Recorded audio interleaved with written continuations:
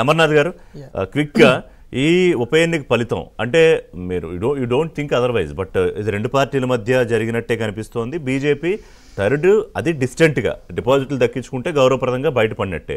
So ఇప్పుడు ఏం మార్పు జరుగుతుంది ఈ ఎన్నిక, లేకపోతే పెద్ద ఒక వారం తర్వాత మర్చిపోయే అవకాశమే ఉంటుందా? అంటే రిషి గారు, ఏ ఎన్నికకు ఆ ఎన్నికనే ఎన్నిక అండి. అవును, ఎందుకంటే మనం గత ఎన్నో సంవత్సరాలుగా అనేక ప్రాంతాల్లో ఎన్నికలు చూసాము, ఉప ఎన్నికలు చూసాము. ఇప్పుడు ఒక ఎన్నిక సపోజ్ ఇప్పుడు ఎమ్మెల్సీ ఎన్నికలలో వాళ్ళు కంటెస్ట్ చేయలేదు, దట్ డజంట్ మీన్ దట్ జూబ్లీహిల్స్లో వాళ్ళకి డిపాజిట్ రాదని అనలేం.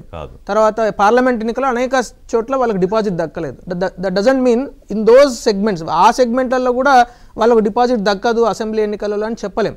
అట్లాగే భారతీయ జనతా పార్టీకి ఒక చోట డిపాజిట్ దక్కకపోవచ్చు. 2018లో దాదాపు 105 సెగ్మెంట్లలో భారతీయ జనతా పార్టీకి డిపాజిట్ రాలేదు. 2019లో 4 ఎంపీ సీట్లు గెలిచాం. సో ఇక్కడ ఏంటంటే ఏ ఎన్నికకు ఆ ఎన్నికనే సపరేట్గా చూడాలి.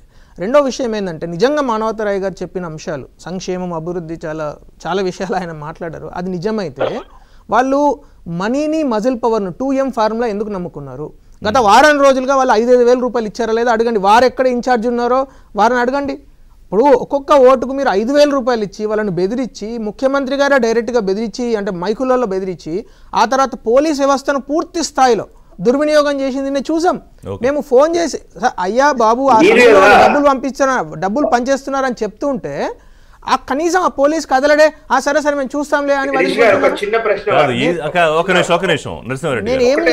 కాదు. ఇంకొకటి ఈ ప్రచారంలో ముందు నుంచి కాంగ్రెస్ పార్టీ గత అసెంబ్లీలో ఏదైతే చేసిందో బీజేపీ ప్లస్ బీఆర్ఎస్ ఈసారి కూడా అదే చేసింది. అది ఇప్పుడు కూడా దెబ్బతీసింది అనుకోవచ్చా మిమ్మల్ని? అసెంబ్లీలో దెబ్బతీసింది.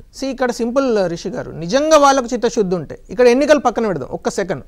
ఎన్నికల పక్కన నిజంగా వారికి జూబ్లీహిల్స్ ప్రజల మీద ఏమాత్రం ఈసుమంత ప్రేమ ఉన్నా కూడా 2023 డిసెంబర్ నుంచి 2025 జూన్ వరకు మరి ఒక్కసారైనా ముఖ్యమంత్రిగా కరెక్ట్ 500 మీటర్ల దూరంలో జూబ్లీహిల్స్ నియోజకవర్గం ఉంటుంది ఆయన ఉన్న రెసిడెన్సీ నుంచి. ఒక్కసారైనా వచ్చిండు ఆయన?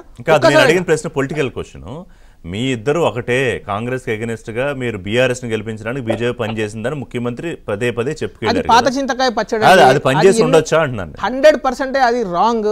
ఎందుకంటే ముఖ్యమంత్రి గారు అది అట్లా మాట్లాడితే మరి పార్లమెంట్ ఎన్నికలలో ఎందుకు రిజల్ట్ వస్తుంది? ఎమ్మెల్సీ ఎన్నికలలో ఘోరంగా ఓడిపోయినారు. దానికి కూడా చెప్పారు కదా, పార్లమెంట్ ఎన్నికల్లో బీఆర్ఎస్ సూసైడ్ చేసుకుంటే ఇప్పుడు బీజేపీ రిటర్న్ గిఫ్ట్ ఇస్తుంది. నేను ఒక చిన్న విషయం చెప్తాను.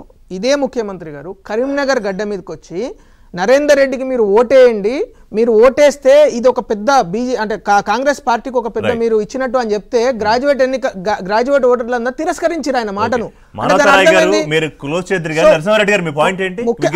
Just give 10 seconds. ముఖ్యమంత్రి గారికి నిజంగా చిత్తశుద్ధి ఉండుంటే, వాళ్ళకు ఒకవేళ కాన్ఫిడెన్స్ ఉండుంటే వాళ్ళు విటమిన్ ఎం, విటమిన్ మజిల్ ని ఎందుకు